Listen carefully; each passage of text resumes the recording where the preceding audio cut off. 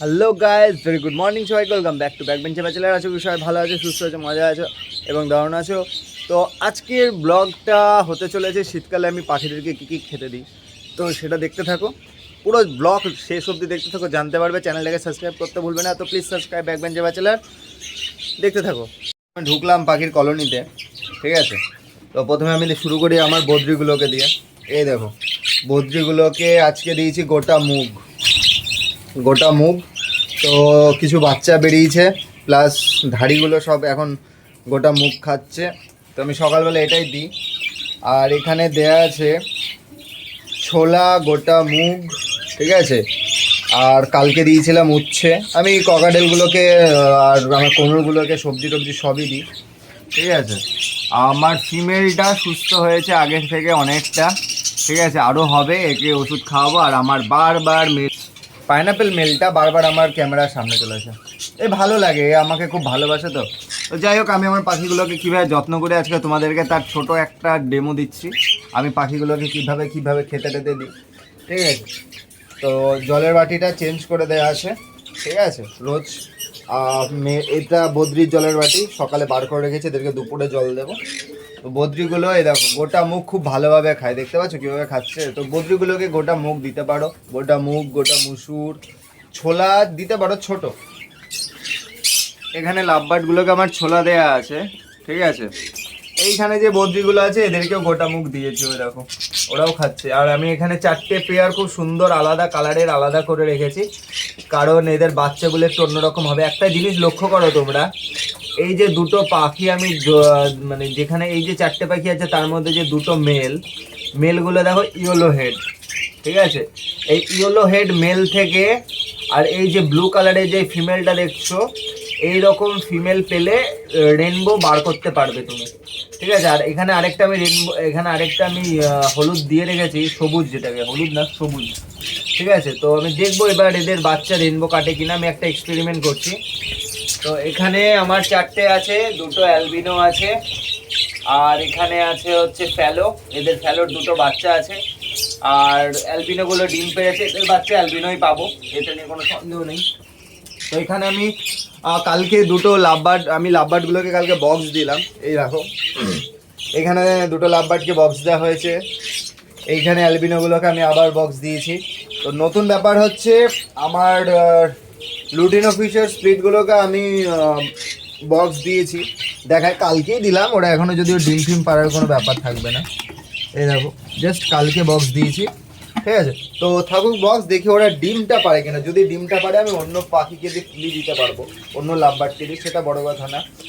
আর এর সাথে একটা গুড নিউজ আছে, সেটা হচ্ছে আমার যে নিচে এখানে যে ডাইলুটগুলো ছিল, এই যে ডাইলুটগুলো, তো এই ডাইলুটগুলোর কাছে একটা বাচ্চা আছে, আমি তোমাদেরকে দেখাই। এবার দেখতে পারবে কিনা আমি বলতে পারছি না শিওর দিয়ে, তাও আমি চেষ্টা করছি। এই দেখো একটা বাচ্চা আছে, দেখেছো, একটা বাচ্চা হয়েছে, ঠাকুরের আশীর্বাদে হোক। আমি বাক্সটা লাগিয়ে দিই। তো অনেকদিন পর আমি লাভবার্ডের ব্রিডিং পাচ্ছি, তো ঠাকুর করে বাচ্চাটা হয়ে যাক, দুটো বাচ্চা হোক। ওরা 3টে ডিম পেড়েছে, 3টে ডিম পেড়ে দুটো বাচ্চা যদি হয় তাও হবে। এখনো 3টে ডিম আছে, ফোটেনি, আমি এখনো হাত দেবো না। ওদের বক্সটা ভেতরের দিকে আছে, তাই আমি হাত দেবো না, ঠিক আছে। তো আমি এর সাথে সাথে আরও একজোড়া আমার ককাটেল অর্ডার দিয়েছি। তো ককাটেলগুলোর কালারও হবে এরকম লুটিনো, শুধু চোখগুলো একটু বড় বড় হবে, আর পুরো ডার্ক রেড আই, অনেকটা খরগোশের চোখের মতন দেখতে। তো ওগুলোও আমার কাছে চলে আসবে সোম মঙ্গলবারের মধ্যে। তো আমার কোনুর ফিমেলটা, মানে আমার যে ইয়েলো সাইড কোনুর ফিমেলটা ছিল, এটা এখন একটু সুস্থ আছে, ঠিক আছে। মেলটা তো আগাগোড়াই সুস্থই ছিল, অসুবিধা নেই। তো পাখিগুলোকে একটু যত্ন করি, তার জন্য এরকম এত ভালো রেজাল্ট পাই। বদ্রিগুলোর সব ব্রিডিং স্টার্ট হয়ে গেছে, ঠিক আছে, ব্রিডিং ফুডও দেওয়া হচ্ছে। এবার দেখতে হবে বদ্রিগুলো কবে ডিম পারে। হ্যাঁ, কিছু কিছু বদ্রি একটু ঝিমাচ্ছে, কারণ হচ্ছে ওয়েদারের জন্য। তো আমি জল চেঞ্জ করে ওদেরকে জলে ওষুধ দেবো। আর প্রথমে আমি ওদেরকে কী ওষুধ দিচ্ছি তোমাদেরকে বলে দিই, মক্স 500, ঠিক আছে, যাতে ওদের শরীরের ভেতরে যে ঠান্ডাটা থাকে সেটা বেরিয়ে যায়। আমার কাছে এইটা একটা ইউনিক কালারের মেল, এর বাচ্চাটাও এরকমই সেম কালার হয়েছে, ঠিক আছে। এর একটা বাচ্চা আছে, যেটা কোথায় আছে আমাকে দেখতে হবে। দেখো এটা আরেকটা মেল, দুটো মেল হলো, আর একটা মেল আছে, আমি মেলটাকে খুঁজে পাচ্ছি না, এদের বাচ্চা একটা আছে ওটাকে আমি খুঁজে পাচ্ছি না, খুঁজে পেলেই আমি দেখাবো।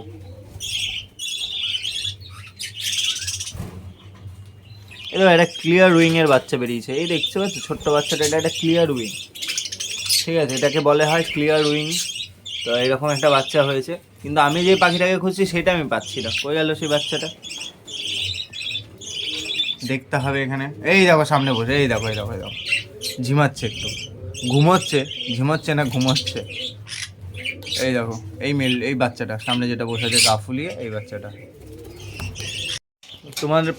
তোমার পাখি যদি সফট ফুড না খায়, ওরকম সিচুয়েশনে তুমি কি করবে, একটা ছোট টিপস দিয়ে রাখি। আগের দিন রাত্রিবেলা পাখির খাবার এর বাটি, সিড মিক্সের বাটি, জল, এগুলো সব খাঁচা থেকে বাইরে বার করে রাখবে। পরের দিন সকালে তোমরা যে সফট ফুড বা শাক দিচ্ছ সেটা দেবে, পাখি পুরো খাবে। টাইম মেনটেন করবে, সকালবেলা সফট ফুড, দুপুরবেলা অন্য কিছু দিয়ে, তার বিকালবেলা যদি মানে সিড মিক্স দাও, পাখি টাইম টু টাইম খেতে দিলে পাখি সুস্থ থাকবে। হ্যাঁ, যখন বাচ্চা থাকবে তখন চাইলে তোমরা রেখে দিতেই পারো এই সিড মিক্সের বাটি, সেটা কোনো ব্যাপার না। যাদের পাখি সফট ফুড খায় না তাদের জন্য বলছি, যে কোনো সফট ফুড তুমি খাওয়াতে পারবে এভাবে। হ্যাঁ, এবার সেটা জানতে হবে কোন পাখি কী কী সফট ফুড পছন্দ করে, ঠিক আছে? তো কিছু জানার থাকলে ব্যাকবেঞ্চের ব্যাচেলরকে কমেন্ট করতে ভুলো না।